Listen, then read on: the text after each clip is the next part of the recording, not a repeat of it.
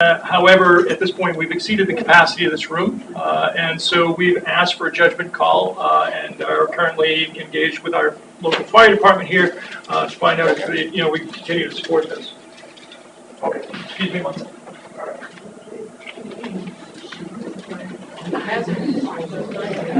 Next time we can meet at the new library, we'll have a big one. Here, here. Hello, Paul. How are you? He stated that the planning board.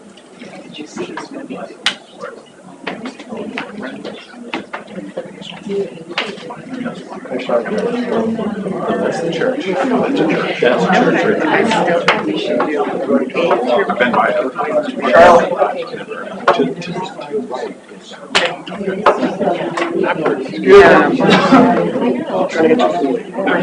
Charlie.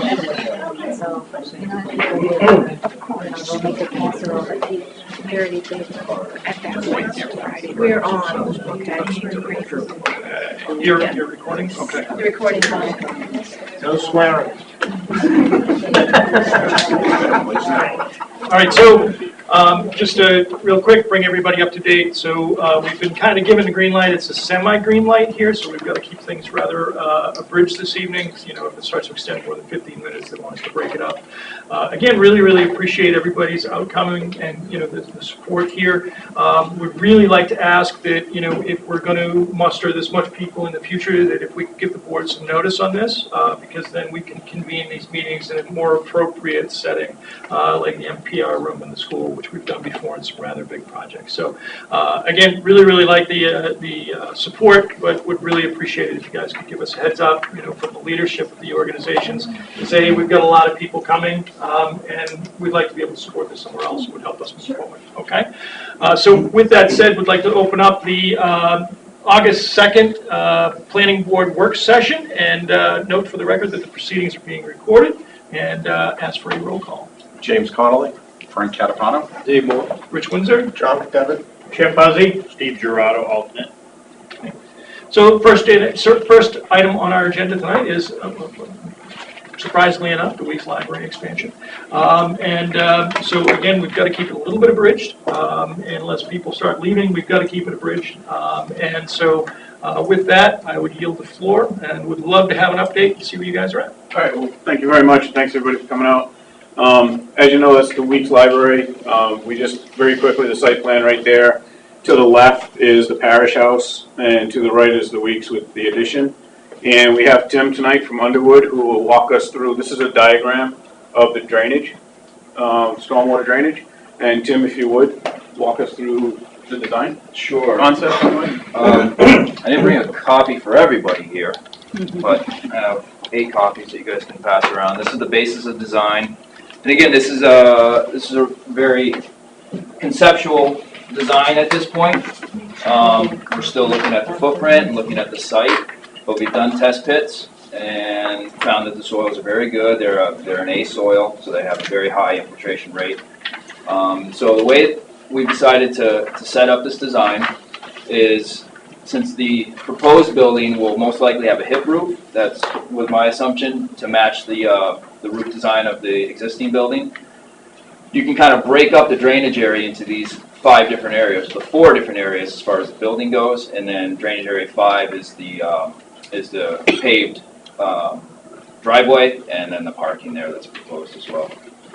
So the way the stormwater is managed, basically comes off the roof edge, goes into a series of rain gardens and infiltration trenches. So the one in the next to DA1, the south east side of the building here, that would be a rain garden unless you wanted to have an infiltration trench.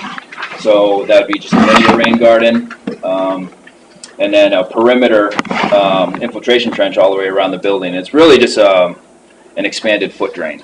It's a trench. Dig it down, backfill it with stone, 1 to 3 inch stone. That gives you your 40% void space, and that's your volume in order to store the rainwater. And then for high flow contingency, you have a high flow bypass. That's where all those circles are. And again, these are kind of just placed at this time just to best move the water. And the pipe itself, so they're 8 inch dome grates that would be at the surface. and then that goes down to a perforated 6-inch line.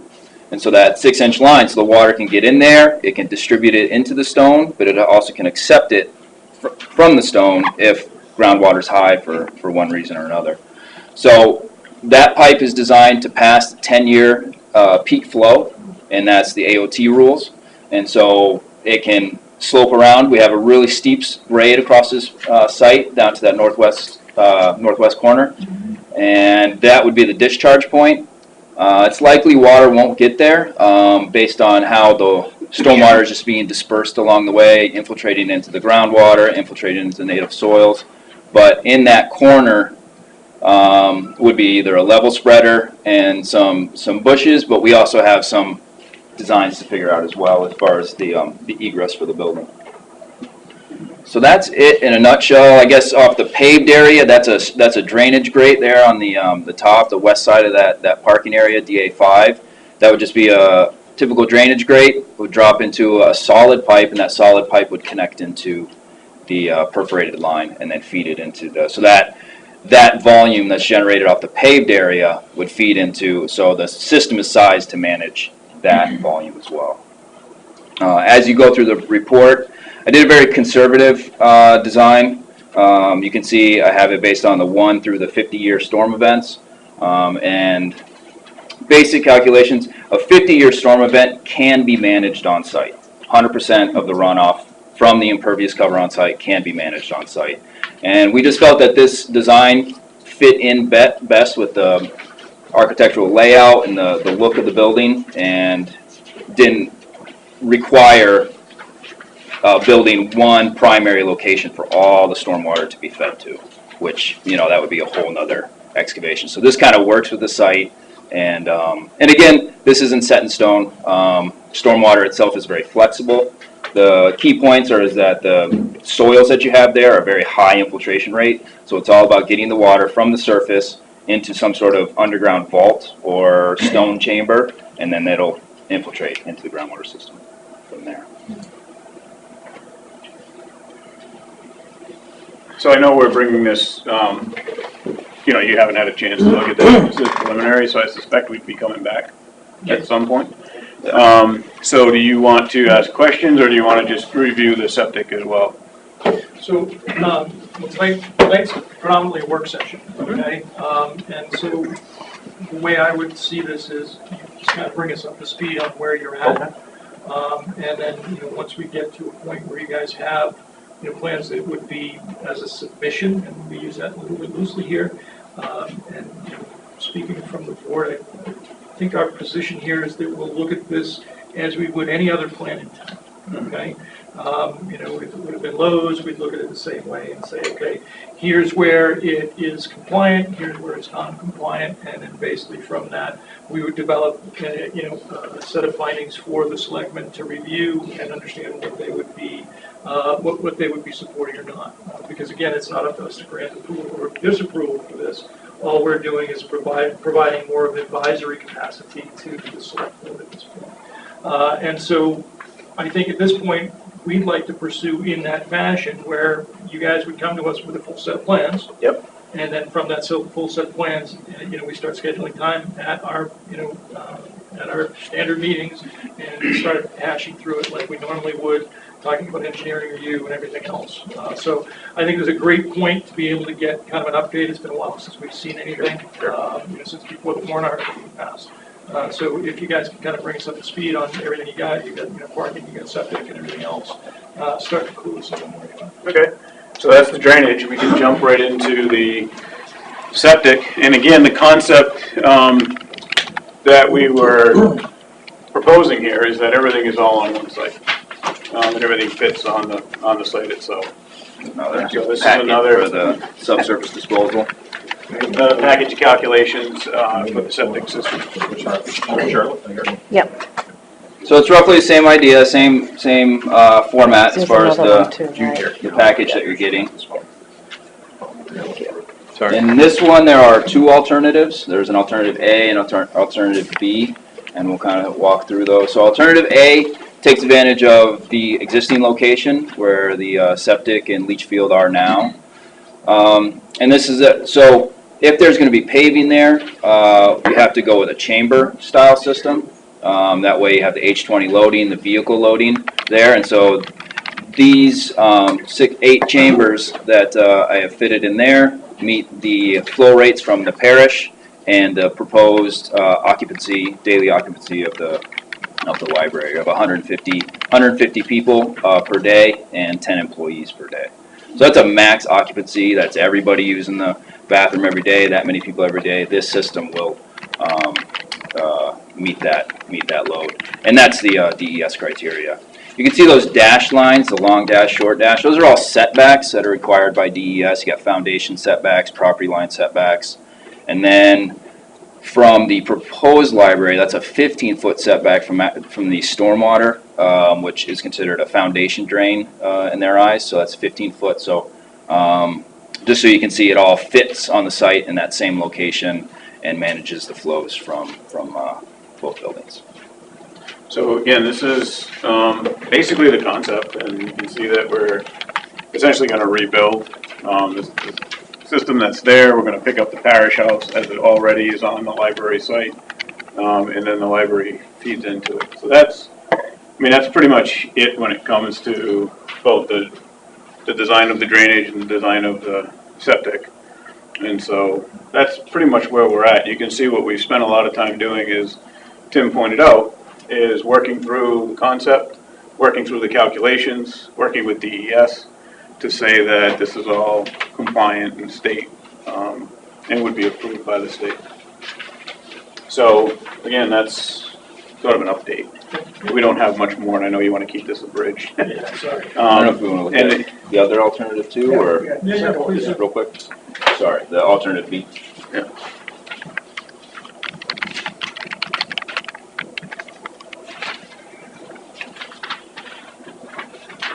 So we did once upon a time talk about the idea of having like an alternate location for septic. So this is an alternate one. I think the trustees and we have talked about that option A as being the preferred because it's all right where it needs to be. But Tim, you can explain this. So yeah, same idea. It utilizes the existing leach field for the parish house only, and runs the flows from the library into and this is sized for just a simple pipe and stone system. So they're a little bit larger. They're about 40% larger, but they're cheaper to build. And this just shows that it meets the setback. So if you went with this chamber style system, that footprint would be reduced if you decided to go in this location. So essentially, we're also looking at costs, right? Because we did tell everybody that, we had a price that we were going to try to beat, if you will, meaning we wanted to come in and take a look at the most cost-effective features. And so, again, that's pretty much where we're at. I think the parking we talked about at length last time we were here, and that hasn't changed. Sure.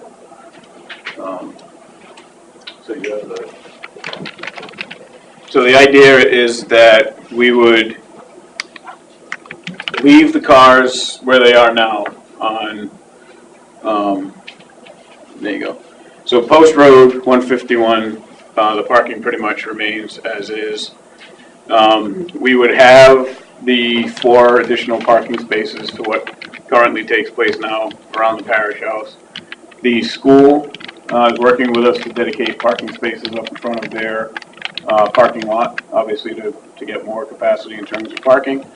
And then the parish house itself, we would be paving on our side of the property line. The property line is that red line that you see running right to the right of the parish house. You can see it's 20 inches basically off the foundation of the parish house.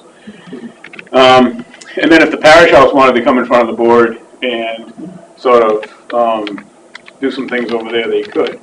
So we have that parking, and then the school parking, and the parking remains out in front of the library itself. So that's where we are in terms of parking. Just quickly, how many spaces do you have?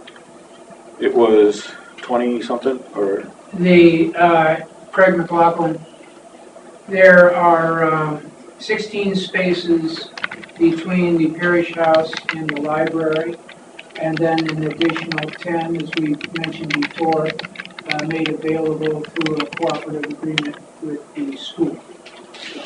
26 altogether.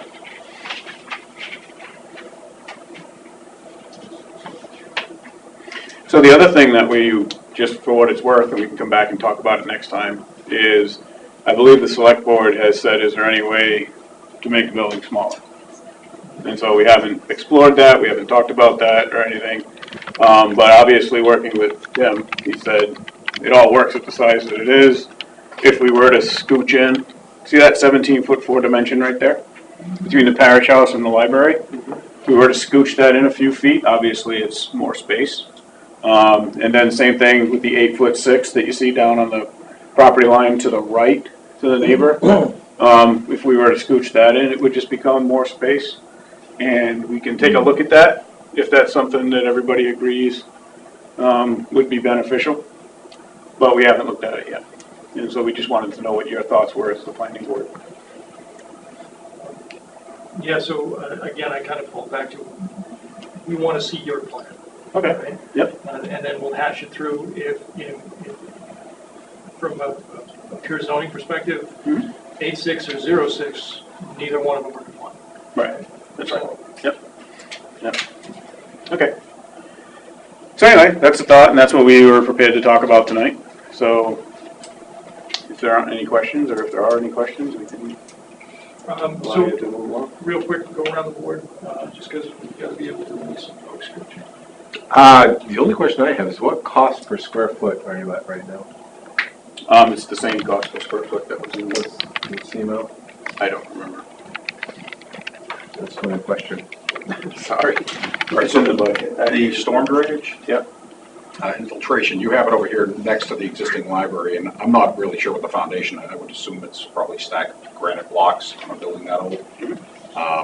In gravel, gravel's great, as you guys know, drains really well, but at the same time, when it fills, it also fills as fast as it drains. So I'm just a little worried about the storm drainage going into there, filling and leaking into the existing foundation, as I have a house that's basically the same age and the same foundation, and it leaks constantly. Sure. So my question is, you designed up to a 50-year storm, which is great, and, but as you guys know, we get 100-year storms. My big concern would be that water starts infiltrating there, and sooner or later, if the ground gets saturated, is it gonna, because of you're storing right next to the existing building, is it gonna cause any kind of flooding in the basement there? Because that basement is used, as far as I know, in that library.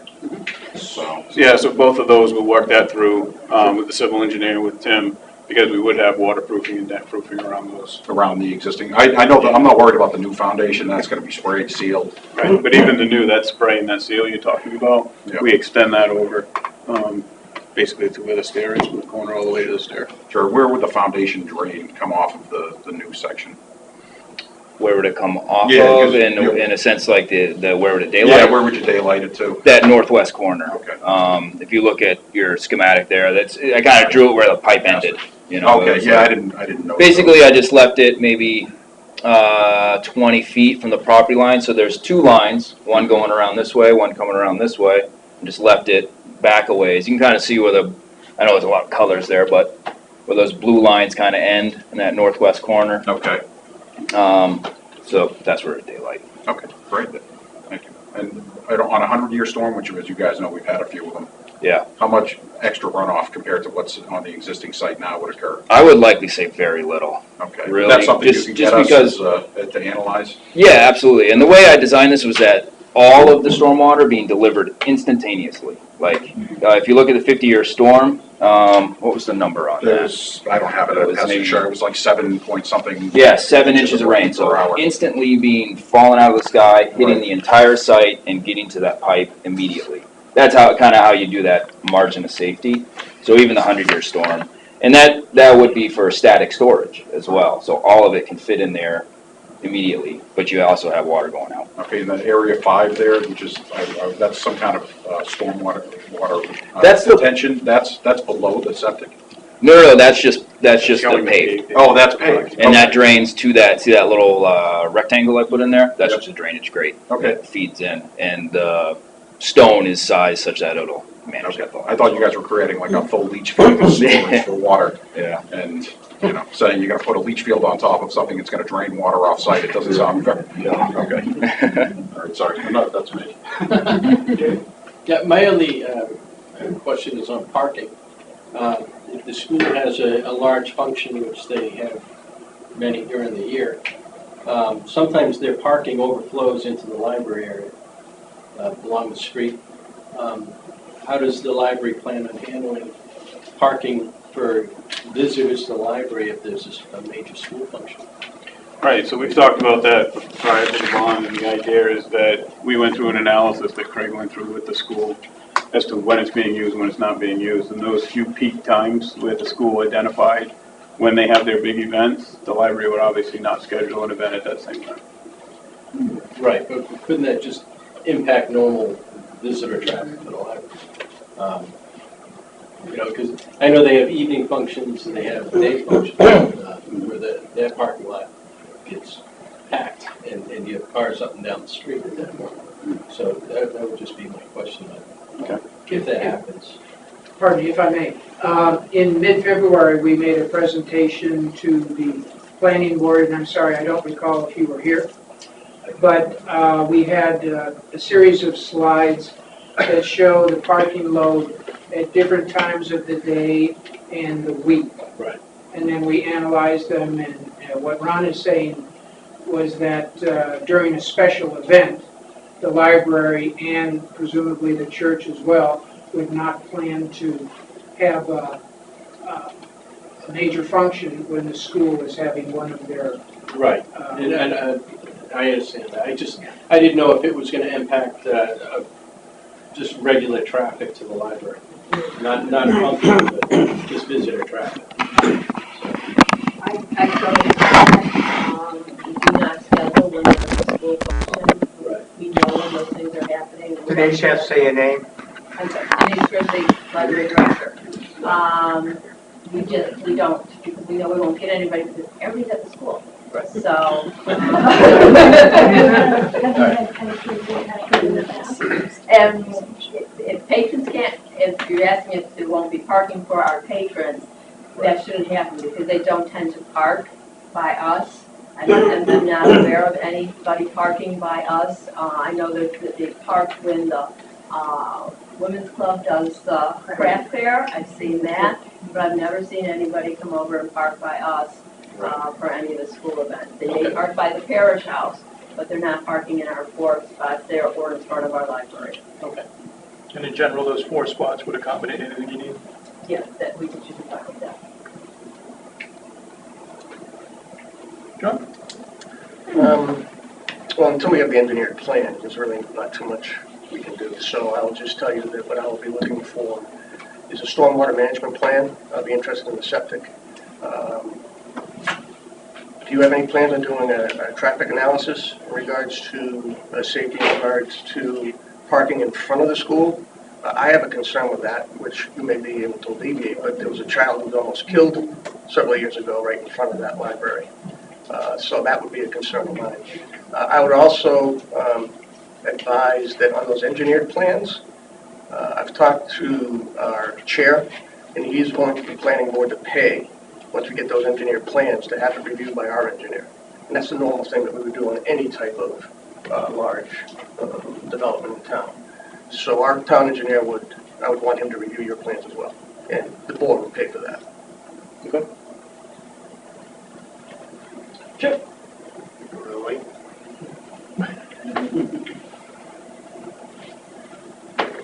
When the Board of Selectmen said the building was too big, to be honest, in my opinion, it's about twice the size I'd like to see on that lot. 2 problems we saw, and I don't think anyone on the board will disagree with me, was septic and stormwater management. That's the goal you guys have to do. Can that building support the septic? Can it support stormwater and not flood out the neighbors? Because you're doing infiltration and, sorry, everything runs downhill. And from there, you've got an old colonial. Actually, I don't know what I call the next house, but it ain't brand new. It's right behind it. So I have some real concerns about stormwater management And I agree with John, I'd recommend a second set of eyes when the plans are done. Okay. Just because we have a traffic calming island out here for $30,000, it costs us $15,000 to pull it out, and they just put pavers in. Thanks. I have a parking lot next to a restaurant who has functions, and what I found out is he doesn't have enough parking for his functions. People find a place to park. And that's gonna be the same case here. I wouldn't dedicate spots and try to put people in these spots. You're just gonna go crazy. I would forget about the dedication, do nothing, and it will be fine. People will find a place. That's all I have. So hesitantly, I want to open this up to some public comment here. And I will ask, in fact, I implore upon you to be very brief because we're really pushing the limits a bit here, but I would love to hear your voice, okay?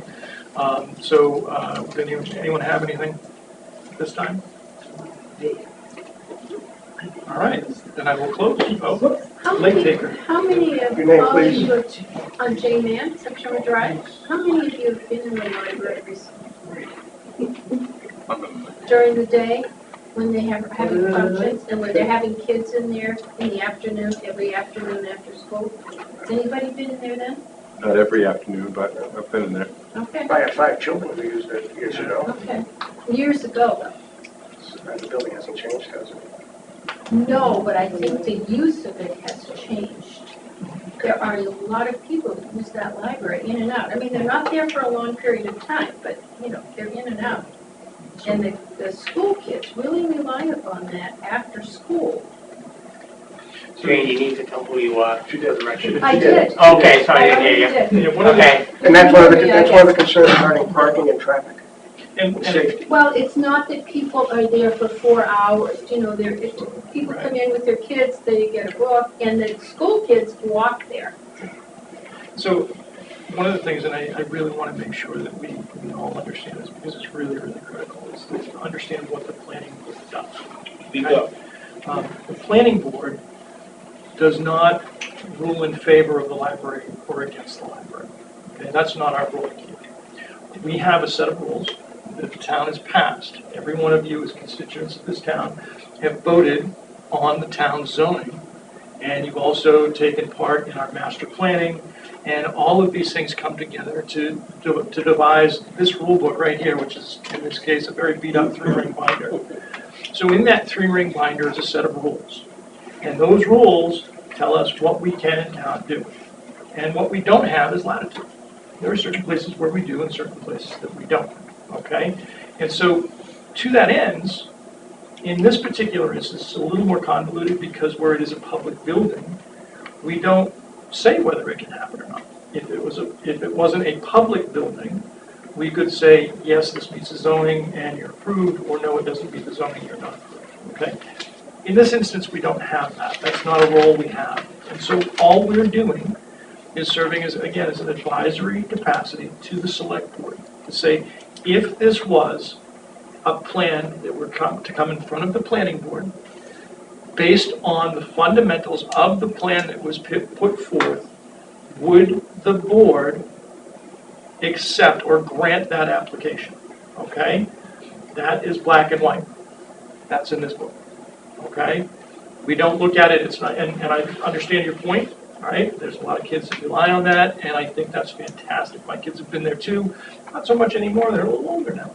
But that's fantastic.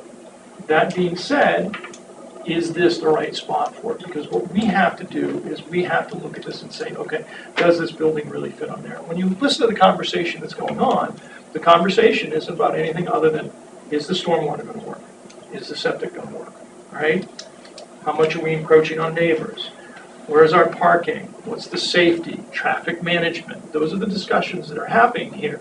And so it's not a matter of what the use is or anything, or whether or not we accept the use or like the idea. It's just, is it safe and does it meet our zoning? Okay? And that's the only way that we're going to look at that. All right? I'll reiterate on that. I mean, I actually thought about this.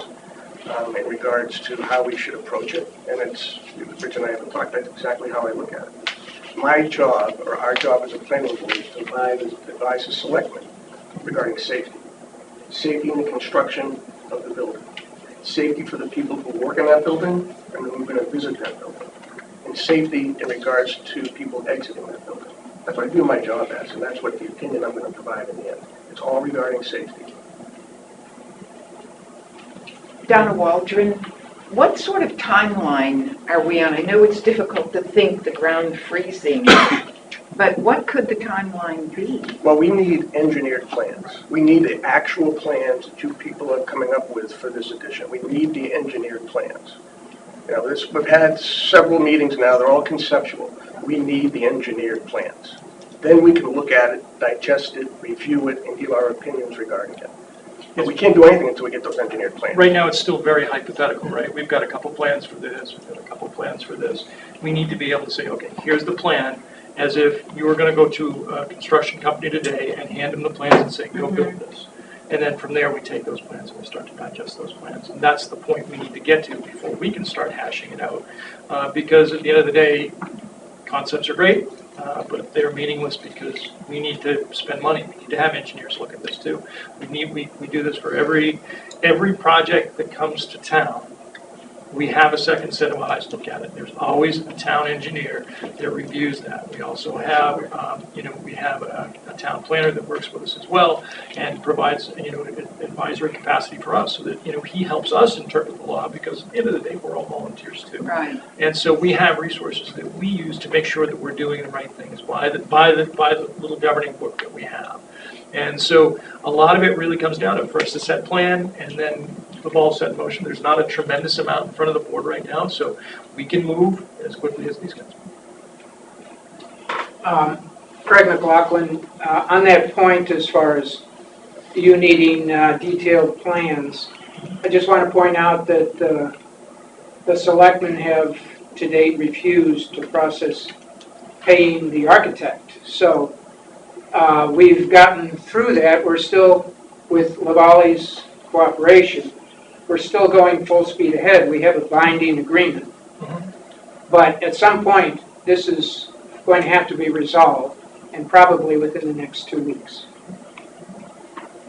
And we appreciate that. And we're going to work with you as well in terms of getting this done as quickly as possible. And we very much thank you for working as quickly as we can because, I know Tim is dedicated to getting this out pretty quick. So. Joanne Sprout, 9 Rosemary.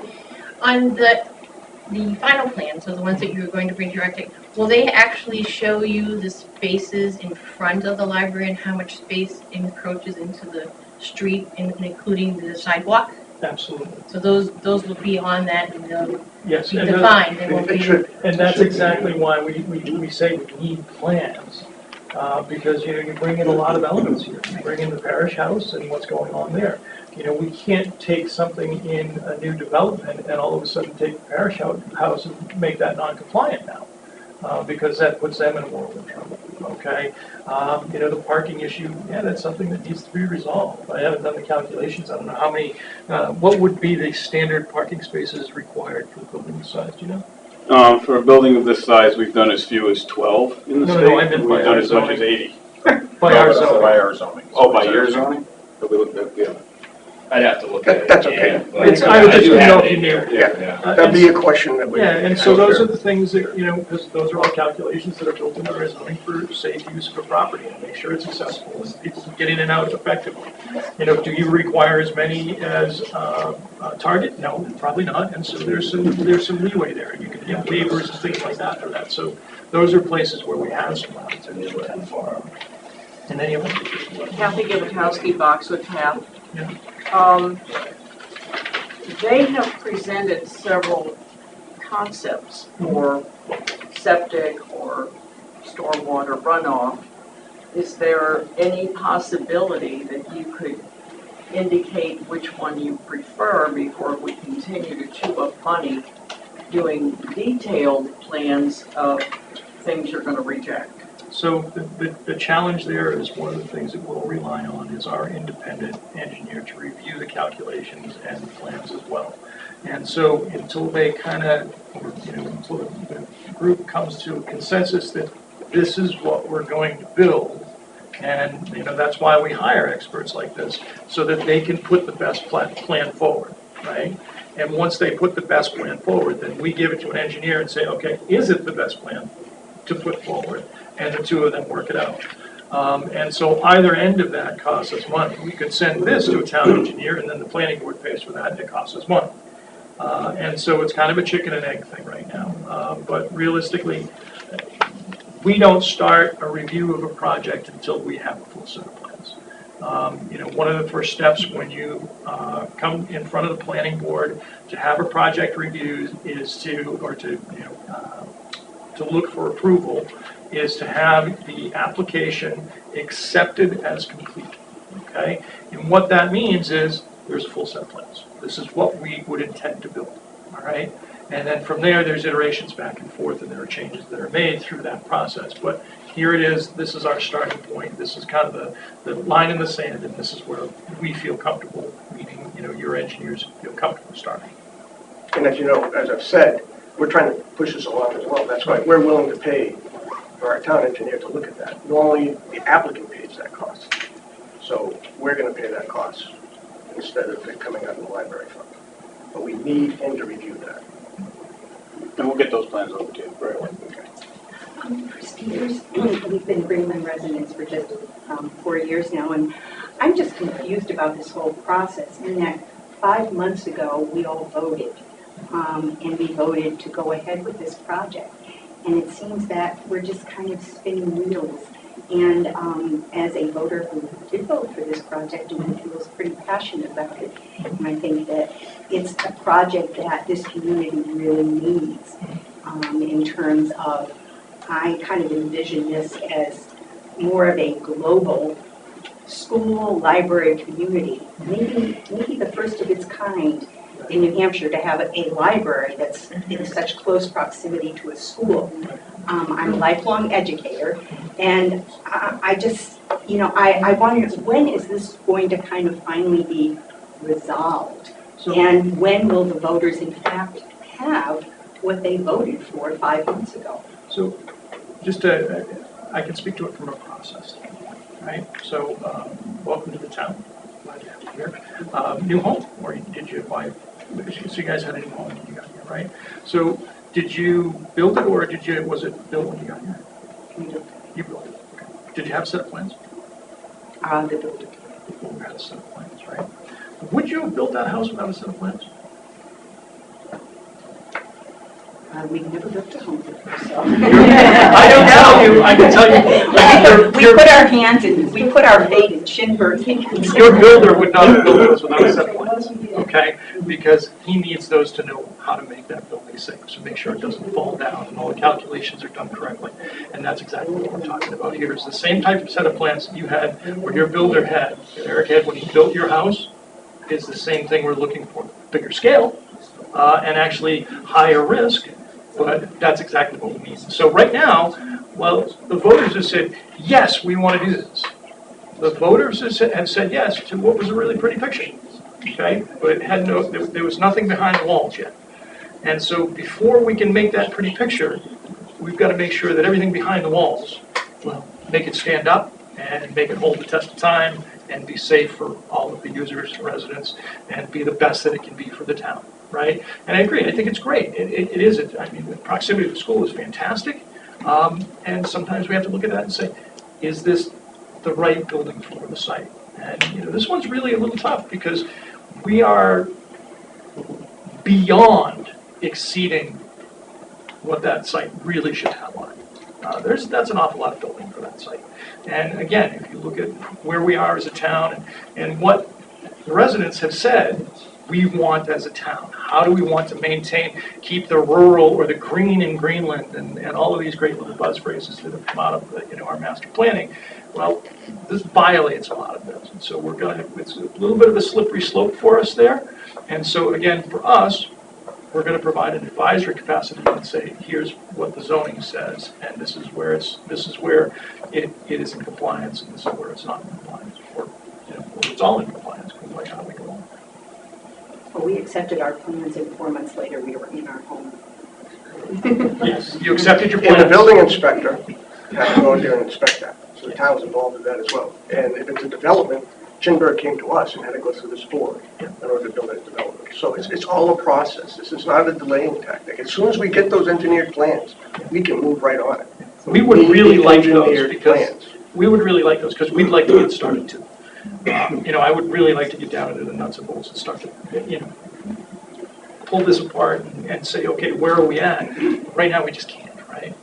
And so certainly not a delay. Get them to us tomorrow, we'll have you on the next meeting, right?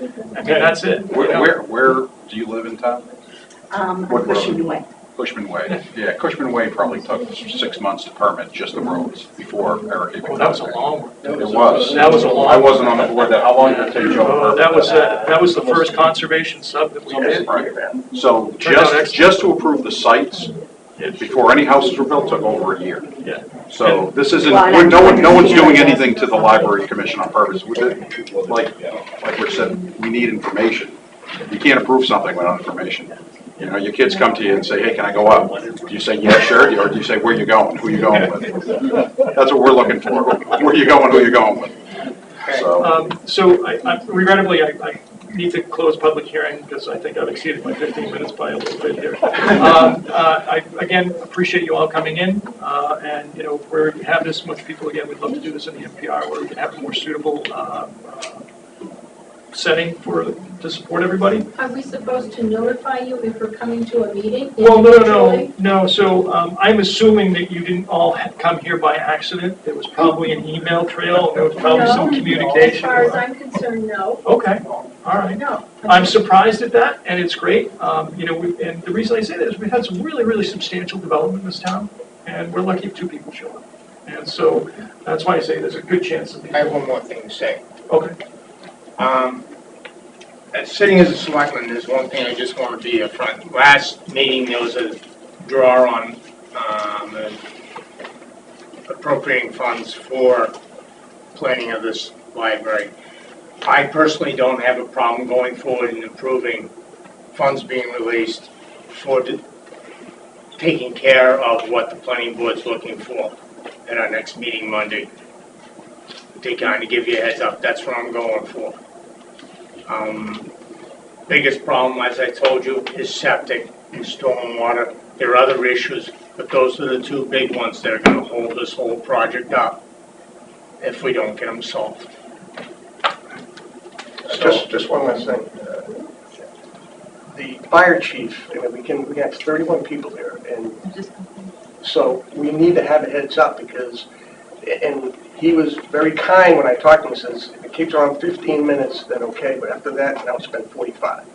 So if this is gonna happen, next time if we have engineered plans, we may have to say, okay, 15 of you have to leave. That's why we want a heads up, so we can go to the NPR room, so you could all be there. We want you to be there. I would suggest then at the next meeting that you plan for people to be there because citizens are very concerned about this library. It is the core of Greenland. I mean, it's for adults and it's for children. And it's not a development that only impacts the people that live in that house. It is something that impacts across the community. Absolutely. So I think you're going to have people, I would be surprised if only 2 showed up the next time. Excuse me, Mr. Chair, the We chief need is to- texting me. Okay. Thank you all. Thank you. Oh, thank you. Should we be here Monday? Why not? Just so you're aware that if you come to the select board meeting on Monday, it's also a 911 meeting, so you may have to wait outside, okay? Renaming streets and roads. Sometimes it goes a little long and heavy roll, but sometimes it's quick. Thank you very much. You're welcome, mate. Thank you. Thank you. Yes. Yep. Looking at the suffering. Right next to the stone foundation. You should see how it goes in my house. Soil's really bad, gravel. And yeah, well, I do all the time. And during the Mother's Day, it's the only time I ever got water, I got a foot of water in my face. My drainage pipe was shooting water out. I couldn't even put your hand in front of it. So much force, but it just wasn't the 6-inch man on the other side. Just a drain. And I know they use the basements. I would hate that. Oh, absolutely. They don't want to leave, but I don't want to. No, I hear you, I know. Yeah, we'll dig in. Is that just an open part or is the meeting still open? Is this still open? Well, yes. Absolutely. All those people. So everything that you're saying is recorded. If we can just ask any side conversations to move out in the hall so we can continue the meeting, please? Thank you. That means you, Jeff. Yeah, it does.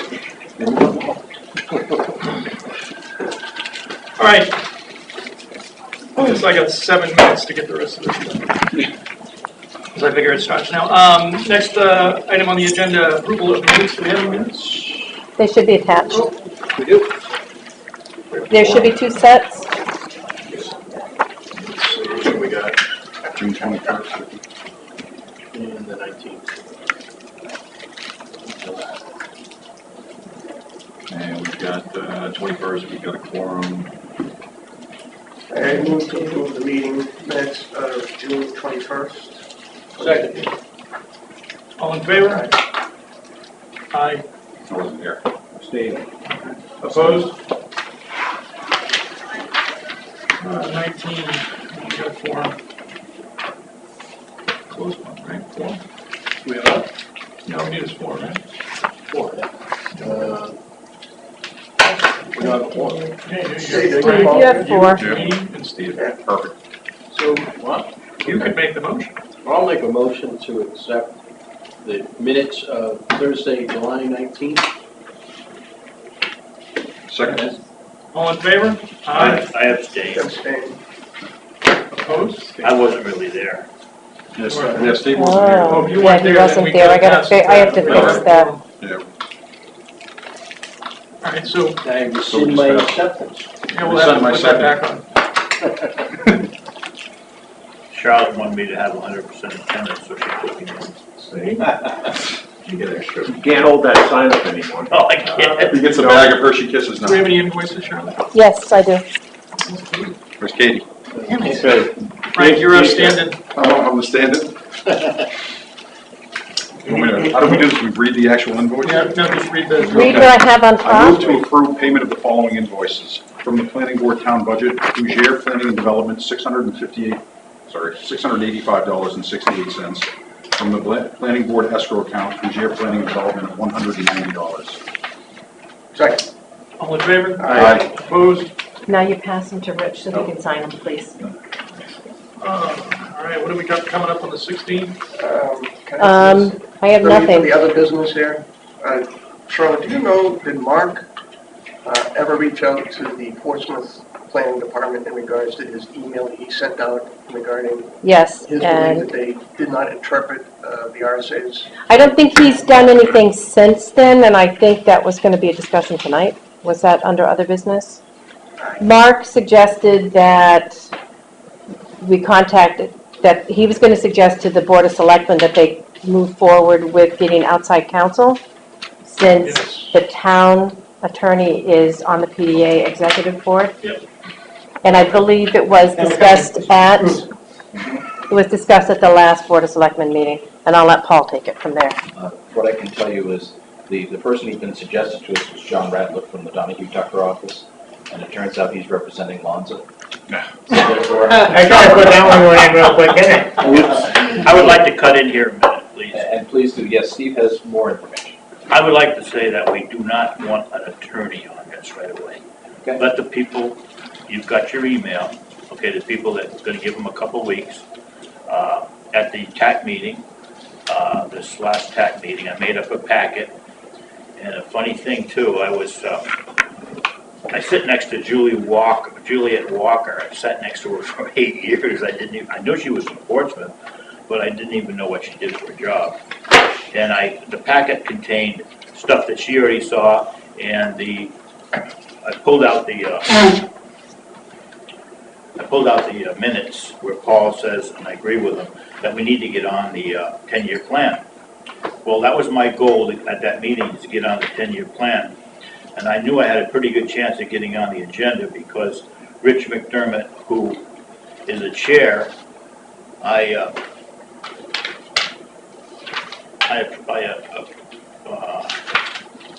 lose my train of thought here, sorry. I put him on the chair,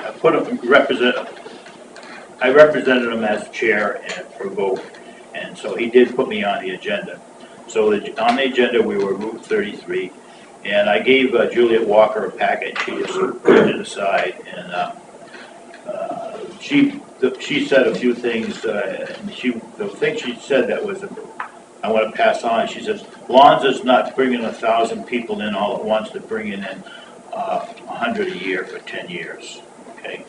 So anyway, it gives us a little bit of time. Yeah, but anyway, that was the story. And you saw the email, and when I talked about attorneys, no attorneys, they don't want to go that route. So that's why I'm saying tonight, if you have to have an attorney, bring it back to this board, please. Let's talk it over before we get one, okay? Before we spend the town's money, okay? You're saying no attorneys. Yeah, we don't want no attorneys. You're saying no attorneys. I'm saying no attorneys. The RPC is saying they don't want to start hassling no attorneys. I'm gonna make this real simple. The bigger problem is not getting an attorney, it's finding one that will take the case, because there's not a conflict. Let's just get a little more facts on the table for our new reporter here from the Portsmouth Herald, because you know the code that you were just talking about. I'm actually not taking notes on that, but okay. Okay. You're taking my, sketching us? Okay. What this had to do with was our concern at both the planning board and the board of selectmen level. Right, I remember you said. Okay. That no employment fees was going to cause traffic degradation on Route 33. And so the first effort we had through our planner here, Mark Fougere, was to contact the city of Portsmouth and say we would like to be involved with their technical advisory committee as they were doing traffic analysis for us. They wrote us a letter back saying, no, not really, not going to be helpful. Thanks for sharing. Thanks for sharing. Okay. And so we then decided what was an alternative route for us. Steve Gerardo, here, our alternate on the planning board, is our representative to the Rockingham County Regional Planning Commission. The Rockingham Regional Planning Commission makes recommendations as to what goes on the state 10-year plan, which is transportation funding. Okay. That process will start again later this year. Okay.